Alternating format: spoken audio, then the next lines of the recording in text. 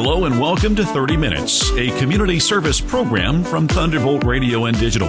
On today's 30 Minutes is an informative program about the Everett Stewart Regional Airport, serving Weakley and Obion counties. The speaker is Airport Manager Don Coady. Mr. Coady presented the program at a recent meeting of the Union City Rotary Club. A lot of you are probably wondering how 30 some odd years as teacher and coach qualifies you to be an airport manager.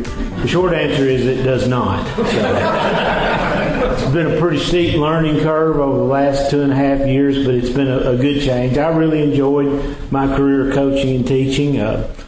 Tim mentioned, wins and losses, and I know Randy will agree. You tend to remember the losses more so than you do the wins, which is unfortunate, but I know quite a few of the 97s this man's teams gave us, so we probably would have done better if he hadn't been around. But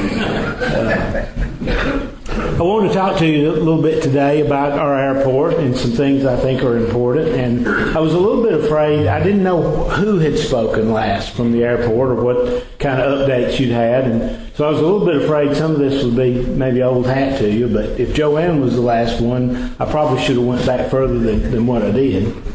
But back in World War II, Everett Stewart Airport started as a United States Army Air Corps training base. The Army had a great need for pilots and planes during World War II, and they established hundreds of training bases like that across the southern United States, mostly because we have good training weather throughout most of the year. And as a result, that airport came into being and trained 19 classes of cadets throughout the course of the war. At the end of the war, Congress declared most of those training bases surplus, and they offered those up to the local governments to use as public use airports. Obion County agreed to take that responsibility on, and were granted rights and access to the airport in 1947. And what was then known as Union City Army Airfield became Union City Airport. The Everett Stewart, I understand Tom Stewart and Fats Everett, two local politicians' names were added to the airport in later years. This is a shot I found from actually, we got it from Embry-Riddle University in Florida, which is the world's largest aviation-related university. They train pilots and flight attendants and air traffic controllers, airport managers, and everything related to aviation. They've got more than 33,000 students today. But in the 1940s, they were called Riddle McKay. They were located in Cincinnati, and they were the civilian contractor that operated this airport during the war. So they've grown into quite a large institution. But that's the layout as it was then. Very few of those buildings are left today. They've been either their purpose served, were torn down, or have been repurposed, or have been replaced in many cases. I put this timeline together for a talk I did out at the library to the Historical Society a little while ago, and I included this slide here. But probably the two things that are most important to the airport today are 2007, the interlocal agreement between Obion and Weakley counties was signed, in which the two counties agreed to operate the airport jointly going forward. This provides a lot of advantages in terms of federal and state grants because the combined populations are much larger than either one separately, and so we qualify for some funding as a joint operation that we wouldn't as a single. And then in 2009 and 10, the runway extension, Congressman Tanner mentioned that to me a little while ago, and I knew he was very instrumental in that. And we extended out to 6,503. We like to advertise that we have the longest runway between St. Louis and Memphis. It's only 3 feet longer than a couple other places, but it is long. But it does allow us to handle traffic that other small general aviation airports cannot, and we get some pretty large airplanes through there because of our runway. This is the board as it existed earlier this year, along with myself. When the interlocal agreement was assigned, the airport airport authority was turned over to 7 board members, 4 from Obion County and 3 from Weakley County. Donnie Walton is one of our Obion County board members. He came on back in January of this year, I think. And then Scott Rainey, of course, in the back, was tragically killed this summer, and I understand that position is about to be filled with someone new. Today, the airport has 56 based airplanes, and we service more than 6,200 airport operations per year. Probably a little more than that, honestly, but the way the counting systems work, if you don't have certain equipment on board and you come in, you don't get counted. So we're probably, I'd say it's safe to say we service somewhere between 6,000 and 10,000 airport operations annually. These numbers are projected to grow not only by us but our consultants, but also by the FAA and TDOT, as airport operations numbers are very closely tied to economic development, and this area is projected to grow over the next several years. This is a Google Earth shot of the airport as it exists today. And there on the left, you see the solar farm that's in, and then on the right, you see the airport buildings and the golf course. This is a little bit older shot taken from the air on the south end of our runway. This is the view that a pilot might see coming in for a landing. Although, honestly, if he sees that view, he's a little high for final. And again, this is another aerial shot. We're missing one row of T-hangers that was built after this shot was taken. We probably need to update our photo library a little bit. And there's a couple others that are to the north right here that are out of the frame, but that's the majority of the buildings on the airport today. The two large hangars on either side of the terminal you saw from the World War II shots. Those are the only two existing buildings that are still out there. They're still in use.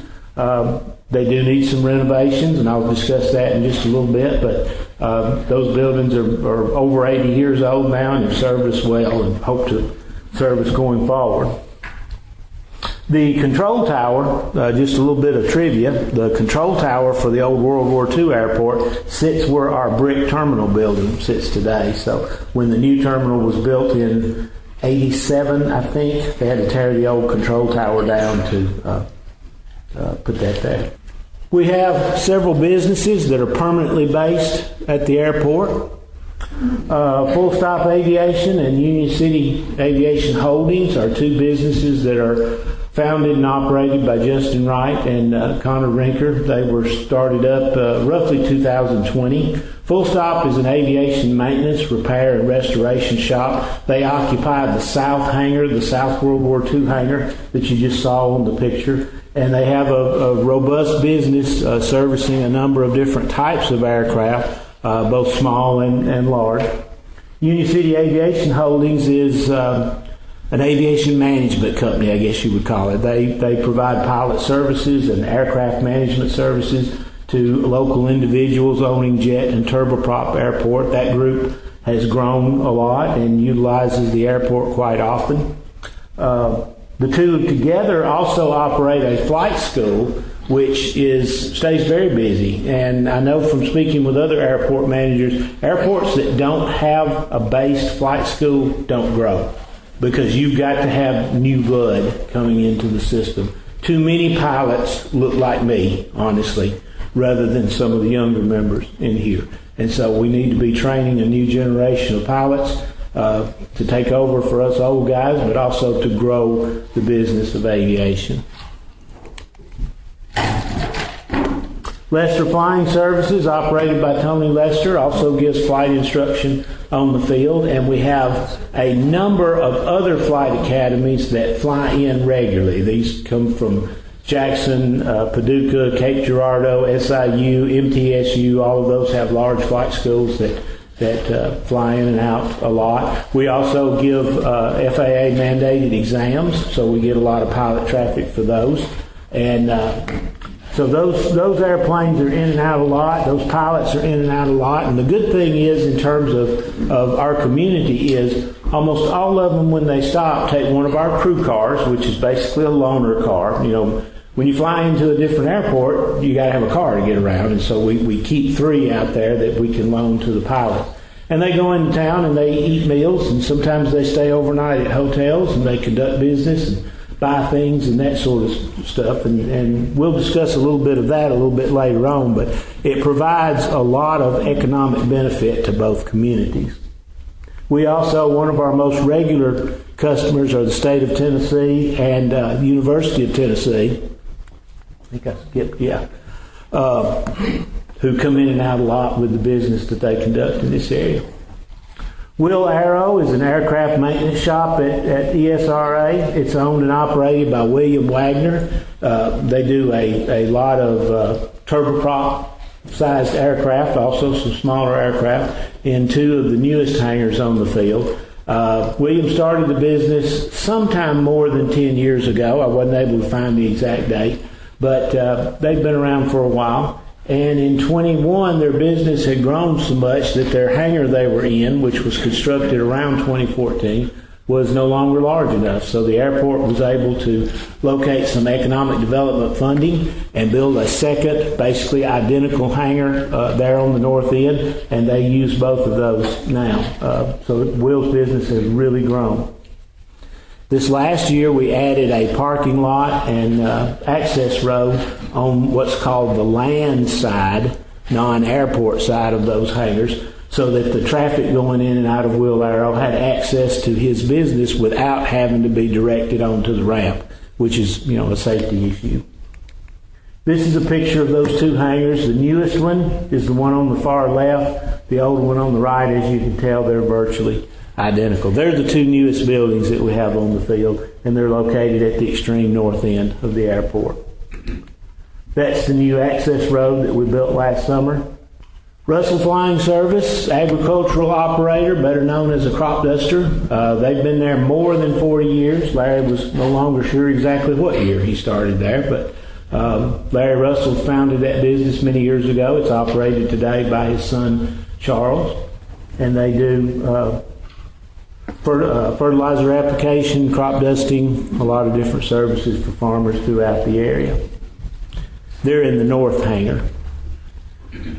There are 4 other aerial applicators that operate out of Union City, although they're not based there permanently. One of them is Rainey Flying Service. Of course, that was Scott's company and is being run now by Bryson and Miss Judy since his death. Aerial Solutions of Tennessee, operated by Nat Crawford out of Humboldt. Airworks, Justin Houston of Murray, and McGuire's Flying Service, operated by Adam McGuire. All of those have access to the ramp and access to water, which is important for a crop duster, and they operate whenever they have jobs in this area that makes it convenient or feasible to fly off our airport. One of the big things that airports are always involved in and concerned with are construction projects and expansion projects. And I want to look at a couple of things that we've done and a couple of things that we'd like to do. Complete runway rehabilitation and lighting services. We've been kind of talking about this for a good while now. Our runway is slated to be rehabbed, which basically means they will grind up the top 2 inches and replace it with fresh asphalt. This is at the suggestion of TDOT, and what it is related to is what's called our PCR, pavement condition rating. That's a numerical rating that engineers at TDOT assign us that basically says how good is your runway, how suitable is it. And if you fall below a certain level, then you lose your public license as a public airport. We're not there, and we don't want to get there. So we have a project plan through TDOT to replace the top surface of the runway and also to replace our existing approach and runway lighting system. It's old. We spent a lot of time working on it and repairing it, as a matter of fact, and it is based on incandescent and halogen technologies, which all of you know is out of not modern anymore. So we're going to have a new modern lighting system installed throughout there when this project goes on. The project was originally slated to be occurring this year. We should be in the bidding phase on it right now. However, we were informed recently by TDOT that essentially they don't have the money to do it this year. So we've been moved to the next fiscal year. So hopefully within a year's time we'll have equipment out there making this happen. The rehabilitation of the two World War II era hangars. As I mentioned before, those hangars have done a great job of serving our airport for more than 80 years. But they have problems. They're old. The wiring is probably not what it needs to be. There's some floor repair that needs to be done on one, roof repair on another. And as you can imagine, when you're talking about buildings that cover 30,000 square feet and are 80 years old, that's an expensive proposition. So we're looking to and have applied for funding through TDOT's hangar rehabilitation money that's provided by the FAA to do that. The way it works out, we're not the only airport that's applying for those, so it looks like best guess 27 and 28 will be the fiscal years when we might get some funding to help us out with that. But we've already done the preliminary design work and some basic cost estimations. Of course, by the time we actually get to the point where we have the funds, the cost will be more. Everybody knows what's happened with construction costs over the last 3 or 4 years, but right now it's anticipated that each one will run roughly $1 million to bring them up to snuff. So that's something we're really interested in doing and anticipate doing, but it's a future project for now. This project is ongoing. This is the installation of a taxi lane and associated culvert to allow access to some land that we own and is good land for building hangars and access, but we don't have a way to get an airplane from the ramp to there. This area highlighted in yellow to the right, which is on your left as you pull in the main drive of the airport, is a little over 2 acres. It's good flat level ground. It's already been analyzed with engineering consultants, and they agree that it's a good place to build, but we need to get access to the ramp. So the drainage ditch that runs from the golf course across the front of the airport has to be crossed. So we've got a project ongoing right now.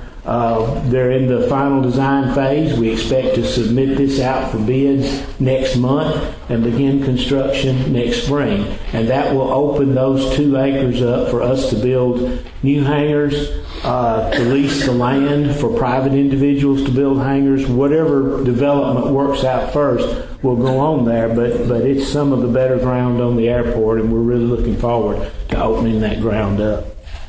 Next, we want to look at future expansion. The FAA has been pretty hard on small airports about expanding the horizon for our growth planning.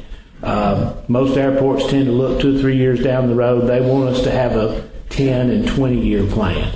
In order to do that, one of the things we had to look at is if the airport has a need for additional land and or hangar space, where do we put it? And there's some options out there. But looking at it so far, 2 areas have been identified as most likely in terms of access to the ramp and projected cost to get them ready for development. One of them is immediately east, continuing east of this new field that I just showed you for the area that's out in front of the golf course. There's about 13 acres out there. Again, it's good level ground. Part of it is being used by the country club as a driving range.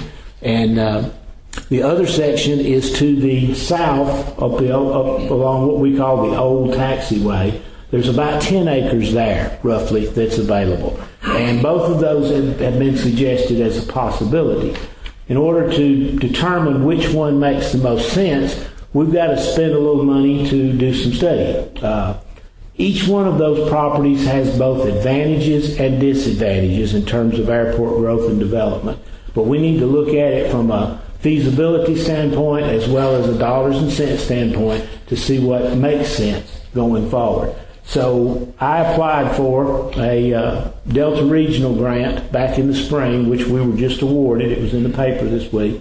Almost $130,000, which will pay for engineering, design, and consulting services to take a look at those 2 areas, estimate some construction costs, tell us what we could do with those, what we can't do, what FAA regulations we'll have to comply with, all of that kind of stuff, and even make a recommendation which one they think would make the most sense going forward. That grant will also have enough money once that recommendation is made to actually do a preliminary design of what we might build there. Now, granted, the airport doesn't have a need for these properties now. This is future development. But we can't do future development if we don't look ahead and make some plans as far as where and how we would grow once that demand is there. So that's what this project is about. This is a very long-term study. The two areas here, one's highlighted in yellow. That's the one to the east. The one in red, which I wish I'd done a different color because it doesn't show up very well, is to the south right there along the old taxiway. Again, when you start looking into construction around an airport, it's unreal how many regulations and rules and requirements you run into. And so that's something we need some help with as far as looking at these things and determining, what would it cost if we go this way? What will it cost if we go that way? What can you build here? What can you build there? And so on. That is one advantage. Going back to my original statement, though, that is one advantage to having dealt with the State Department of Education for 35 years. You're already accustomed to the bureaucracy and the maddening pace of it. So with the FAA. Back in the spring of this year, Lindsay Theobald and the Chamber of Commerce contacted me, and we looked at a possible 3-star grant to study the economic impact of the airport. In 2019, the Tennessee Aviation Study Plan, called TASP, did a statewide study where they looked at the economic impact of all airports across the state. At that time, it was determined that Everett Stewart contributes about $11 million to the local economies. We wanted to look at those numbers again. Lots happened since 2019.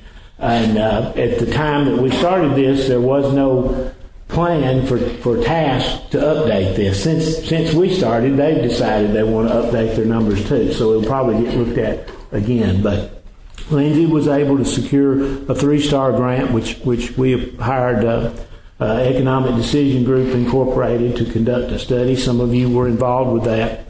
They've been gathering data for the last 6 months. The final report is in. It is being published and compiled right now. Should be out next month. But the one thing that I wanted to bring up here is their conclusion was the airport now generates over $16 million of direct and indirect benefits to our community. So that's something we're proud of. Our airport has grown, and our positive impact on our community has grown as well. Thank you for the opportunity. I always look forward to being able to share what little I know about our airport, its history and what's going on out there. And we'd like to invite each and every one of you out anytime you want to take a look at things and just see for yourself what we're doing out there. Thank you. I think Tim said I was supposed to stick around and answer questions. Is that right? Just one question, Don. You talked about how you got into flying an airplane. It's Tony Lester's fault. I'd always been interested in airplanes and flying, and I was at school one time and at a basketball game when his daughter Rachel was playing, and he'd been talking to me for years about going up with him sometime, and Rachel walked by. I was leaning on the rail at the gym at Westview, and she walked by and said, "My dad said he's going flying at 8 o'clock tomorrow morning. If you want to go, be there." And turned around and walked off. So I got up that Saturday morning, drove out there, and took a flight with Tony and signed up for lessons that afternoon. There at Everett Stewart, one of the instructors that was there at that time. What is your budget, and are you self-sufficient? Yes and no on the self-sufficiency. Both counties do contribute $20,000 per year annually to the airport. Other than that, that is the only outside help that we get beyond what we generate. I wish I had my spreadsheets in front of me so I could give you the exact number. Our budget is hard to say. It's roughly $500,000 of what I call the normal monies. Now, most years it runs well over that, and the difference is between what projects do we have going on and what monies or grants are funneled through. So at the beginning of the year, I put together a budget that encompasses all of our normal expenses and income. But throughout the year, we never know during budget time which projects are going to get approved, which ones are going to progress enough to get a payment, and so on. So we don't have any idea how much money is going to flow through us from the FAA or TDOT into our contractors and so on. So our budget might be, say, $400,000 at the beginning of the year. By the end of the year, it's $2 million because that other $1.6 million has flowed through us from the state. Income, outside income, would that be mainly from fuel and rental from hangars to the airport? The answer to that is yes. We have really three main sources of income. One is fuel sales. One is building rents and leases, the various T-hangars, box hangars, the big hangars that we lease to the businesses. And the third big item is what was formerly called farm income, now called solar farm income. That land lease is a large chunk of our income. So there are other small aspects of income, but those three are the main ones. Don, how long will the runway rehab take? 6 months, something like that. Now there'll be some prep work before and some finished work after, as with most, but the actual grinding up and repaving and restriping and all that, 6 months, if the weather cooperates. And the one thing that's really good about our airport there, our taxiway is a former runway. So it was built to runway standards. Now, it hasn't necessarily been kept up to that. It's been more kept up to taxiway standards. But at one time, every plane out there landed on what is now our taxiway. So in terms of our local traffic and some of our visiting traffic, while our runway is being under construction, we will be able to stripe and land airplanes on our taxiway, whereas other airports might not be able to do that. There would be some restrictions. We wouldn't have instrument approaches in there on that. And we wouldn't have the full approach lighting system over there. But as far as being able to get your airplane in and out, take off and land on good weather days, it'll work.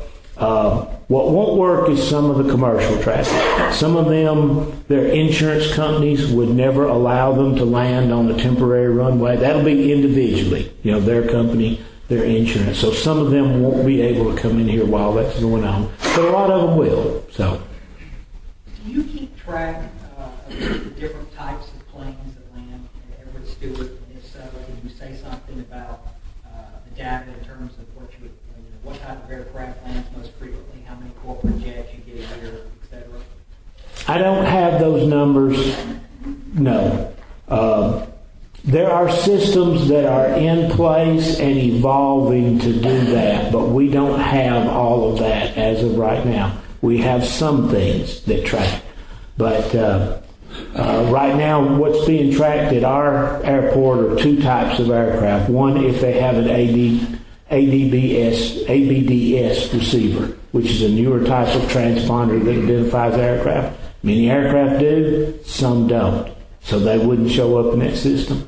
And the other that's tracked very accurately are the ones that take off and arrive with an IFR, Instrument Flight Rules Flight Plan. That's tracked very accurately. Unfortunately, for us, most planes don't come in there. Even the big jets that you think would be flying IFR all the time, they cancel 50 miles out and fly in visually. So they're out of the system at that point. So in terms of what comes in there, the largest airplane that's landed there that I know of is a Global Express 6000 belonging to McDonald's. That airplane has a 103-foot wingspan and a gross weight of 110,000 pounds. It is a big airplane. From that, you go down to the smallest little experimental airplane you've seen. What we mostly get in terms of the commercial traffic operators are Falcon jets, Citations, probably a few Bombardier Challengers. Those come in and out. A lot of single engine turboprops, those type of airplanes. Anything else? Thank you so much for your time. You've been listening to 30 Minutes, a community affairs program on Thunderbolt Radio. You can listen to this broadcast and others anytime by visiting thunderboltradio.com and following the Thunderbolt Radio and Digital YouTube page. Thanks for listening.